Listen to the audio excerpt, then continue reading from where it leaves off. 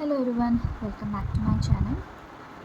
Today I thought about sharing about amino acids, which is an important topic for biochemistry and also for many competitive exams like GATE, CSIR-NET and other such exams. So I thought of sharing the points directly from the Lehninger's Principle of Biochemistry textbooks. So this is a 4th edition book which I am having. So I'll be directly explaining the points from the textbook. It's the 3rd chapter. Amino acids. This chapter actually discusses about amino acids, peptides, and proteins. So I thought of showing you the textbooks and explaining the points, how it is mentioned here. And we know that many points are asked directly from this books also, standard books. So this Lehninger's book is one of the standard books used for as a reference for many exams. So this is the 3rd chapter in which amino acids, peptides and proteins are explained. So we'll be starting with amino acids. So we know that there are different kinds of amino acids present. Around 300 plus amino acids are there, but in the biological world only 20 amino acids have been found, and the first to be discovered was asparagine and the last one was threonine. Okay, so the first one was asparagine and the last one was threonine. And to say about or if we ask what are amino acids, we can say that amino acids have a carboxyl group and an amino group which is bonded to a carbon atom. Okay, so that is a general structure, or generally if we say about an amino acid, it is a group which have a carboxyl group and an amino group attached to a carbon atom, and also they have a side chain. This side chain differs. Okay, so as I said before, there are 20 amino acids present in the biological world, and all the 20 amino acids are alpha amino acid. These amino acids have a carboxyl group and an amino group which are bonded to the same carbon atom, that is the alpha carbon. And these 20 amino acids differ only in their side chains, that is the R. Okay, R is representing a side chain that is attached to the carbon atom. Now there are different types of the peculiarities. Okay, let me say the peculiarity of this carbon atom. For all the amino acids, okay, for all the amino acids, this carbon is bonded to different groups. We know that carbon valency is 4, so it will have 4 bonds, and for all the amino acids, commonly seen amino acids, this 4 bonds or 4 carbon is bonded to different groups, and one is hydrogen atom, one is a side chain, okay, one is an amino group, and another one is a carboxyl group. Since these 4 bonds are different, we can say that this alpha carbon atom is a chiral. Okay, chiral. Alpha carbon atom is chiral. But for glycine, this side chain is H itself, hydrogen itself. Okay, that we will see in the next pages. So the glycine, which is the simplest amino acid, it has the side chain hydrogen. So carbon will have 2 hydrogens, so it cannot be chiral center. Except glycine, all the other commonly seen amino acids are what? Have chiral center. Alpha carbon is chiral center. Okay. Now the classification of amino acids. I'm not going very deep, just a introduction type I'm saying. We know that there are L, D stereotypes, like that, so many things are there. So just basic things only I'm saying today. The amino acid, what are amino acids, the 20 different types of amino acids, how they are being grouped. So amino acids are classified based on the R group. Okay, based on the R group, amino acids are classified. So basic classification I'll show you. That is, the amino acids are first of all classified as hydrophobic and hydrophilic. We know that hydrophilic is based on the how they are soluble in the water. Hydrophobic and hydrophilic.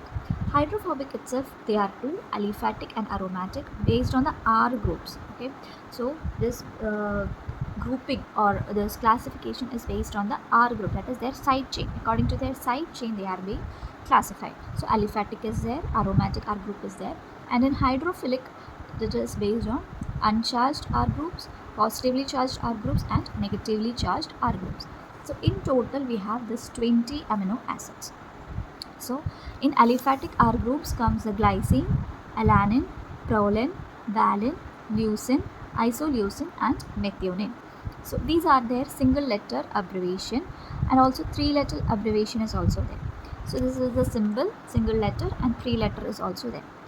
Now aromatic R groups, we have phenylalanine, tyrosine, and tryptophan. Then uncharged R groups, that is the R groups will be uncharged, neutrally charged. So they are serine, threonine, cysteine, asparagine, and glutamine. Now positively charged R groups, 3 are there: lysine, arginine, histidine, and negatively charged aspartate and glutamate. So these are the 20 amino acids commonly seen in the biological system. So non-polar aliphatic R groups, that is coming under the hydrophobic one. Okay, the R groups are non-polar and hydrophobic. So glycine is the simplest structure because it has only one H group. So now let's see the structures. Okay, so these are the 20 amino acids, commonly seen amino acids of proteins. So the first one, as we said, that is glycine, and the side chain of glycine is hydrogen. That is the simplest one. Only the side chains are different, and all the carboxyl group, amino group, hydrogen, they all are same in every amino acid. For alanine, it is a methyl group, CH3. For proline, it is pyrrolidine. Okay, it's a pyrrolidine, and this is it. Okay, CH2, CH2, CH2 forms a CH2, CH2, CH2. Okay, then valine have isopropyl, CH, CH3, CH3. Next one is isoleucine. Before the leucine. Next one is leucine. Leucine is isobutyl, CH2, CH2, CH2, CH, CH3, CH3, and isoleucine, it is C, H, CH3, CH2, CH3. Okay, slightly different from leucine. We can say that it is this is secondary butyl. Okay, this is isobutyl and this is secondary butyl. The next one is methionine. Methionine, side chain is thioether, CH2, CH3, S, CH3. There is a sulfide bond coming in the methionine. So this is thioether. Next, we'll move to aromatic R groups. Aromatic R groups, we have phenylalanine, phenyl group attached. So aromatic means they will be having this ring form. Okay, this ring form is giving that aromatic feature. So aromatic groups will be having ring chain. So for phenylalanine, it is phenyl, CH2, then the ring. For tyrosine, it is phenol, and for tryptophan, it is indole. Okay, phenyl, phenol, indole. Now the next one, we are moving with the polar uncharged R groups. So first one is serine. Serine has hydroxymethyl. Okay, hydroxymethyl. We had methyl group in alanine. Okay, so here it was CH3. So one hydrogen is being replaced by OH group. So it is hydroxymethyl, serine. The next one is threonine, and it has ethanol as side chain. For cysteine, it is sulfhydryl. Sulfhydryl. Here also sulfur is there. Next one is asparagine. It is carboxamide group. Carboxamide group. For glutamine, it is ethylamide group. Ethylamide group. There is an extra amide group in both asparagine and glutamine. Now, positively charged R groups. For positively charged R groups, first one is lysine. Lysine is butyl ammonium. There is an ammonium group, and it is butyl. 1, 2, 3, 4 carbons are there. So it is butyl ammonium group. For arginine, it is guanidino group. Okay, guanidino group. Side chain is guanidino group. For histidine, it is imidazole group. Imidazole group. Butyl ammonium, guanidino group, imidazole group. And The negatively charged R groups, aspartate and glutamate. Here carboxyl group is extra. Okay, here NH2 was extra, here carboxyl group is extra. So aspartate is beta carboxylic, and for glutamate it is gamma carboxylic. Okay, so these are the structures of the commonly seen amino acids. Okay, now about some points that I have to share with you is about, first point is about proline. Okay, so proline has an aliphatic side chain with a distinctive cyclic structure. Okay, we saw that here there is a cyclic structure for the proline. Okay, and the secondary amino group of proline residue is helping in it is held in a rigid conformation where it reduces the structural flexibility of polypeptide regions containing proline. So that's the amino group. Okay, there is the secondary amino group. So the secondary amino group is the amino group of the proline. Okay, then main points are being mentioned here. Now about asparagine and glutamine. Okay, they are found in proteins. These amides of two other amino acids are also found in protein, asparagine and glutamine. They are coming under polar uncharged R groups, right? Asparagine and glutamine. They are coming under uncharged R groups, and their amides are also found in proteins, that are aspartate and glutamate. They are negatively charged.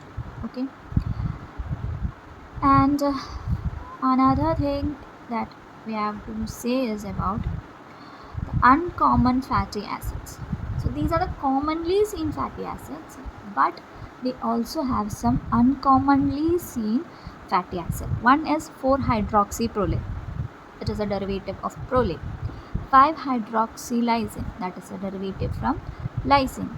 They are uncommon, but they are also important. Okay, so 4-hydroxyproline can be seen in the plant cell wall proteins, and both of them are also found in the collagen, that is a fibrous protein which we can see in the connective tissues.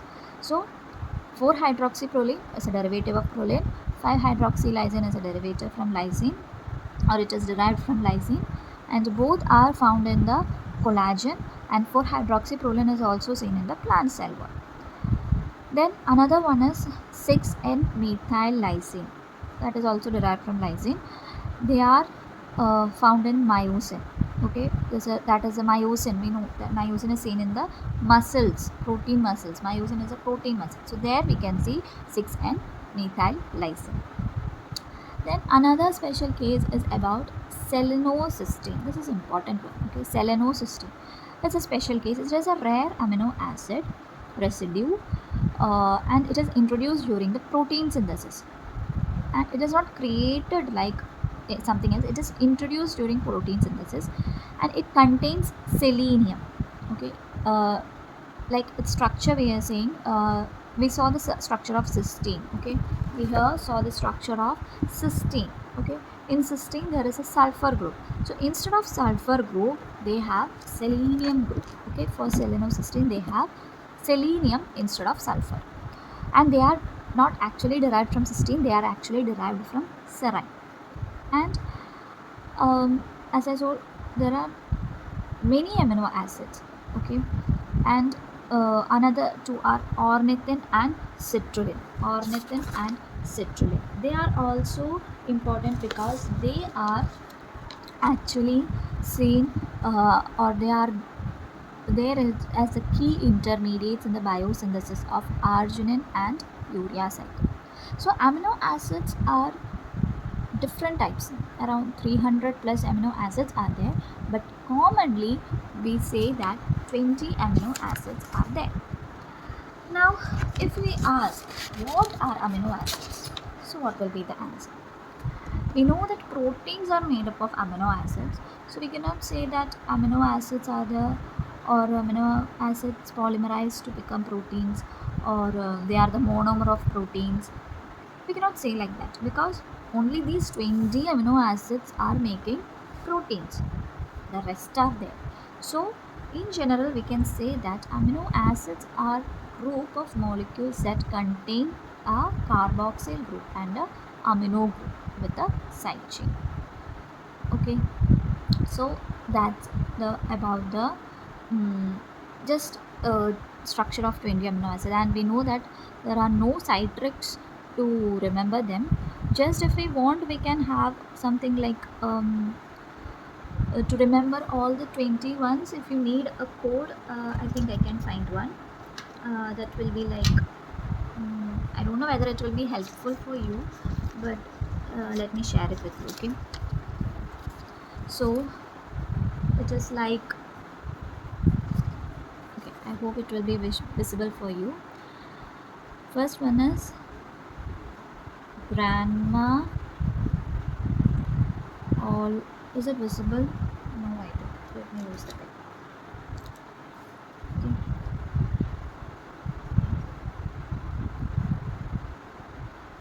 Grandma always visits London. Okay, grandma always visits London in the month. Okay, the you can add if you want, in the month of February. You please wait. So this will constitute about the aliphatic groups. Okay, how? G, glycine. A, alanine. V, valine. L for leucine. I for isoleucine. M for methionine. F for phenylalanine. Y for tyrosine. Okay. Y for tyrosine. T for proline, and W for tryptophan. Okay, so all these constitute the hydrophobic. Okay, that is all hydrophobic, this group is there. Okay, now for the uncharged R groups, I'll say students take cute notes quietly. Okay, students take cute notes quietly. So S for serine, T for threonine, C for cysteine, N for asparagine, and Q for glutamine. Then for positively charged R groups, King rides horse. King rides horse. Okay, so for K for lysine, R for arginine, H for histidine. Okay, King rides horse. Then DE, that is negatively charged. So DE, what we can say? Okay, debt and expenses. Debt and expenses are negative. Okay, debt and expenses are negative. So D for aspartate and E for glutamate. So debt and expenses are negative. Student take cute notes quietly. So there is no kind of sound. So that means there is no kind of charge.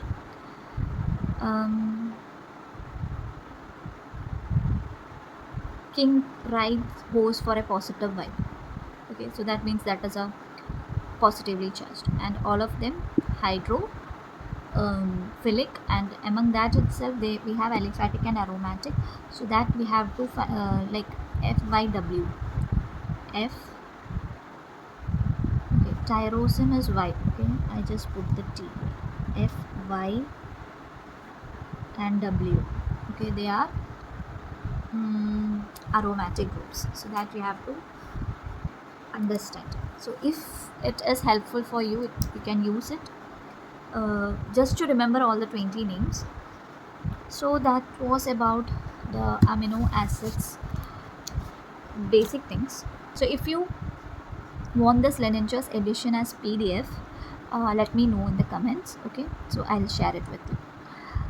So thank you. We'll see with another topic next day. Thank you guys. And if this was helpful for you, please do like, comment, share, and subscribe. Share with your friends and do comment below. Thank you.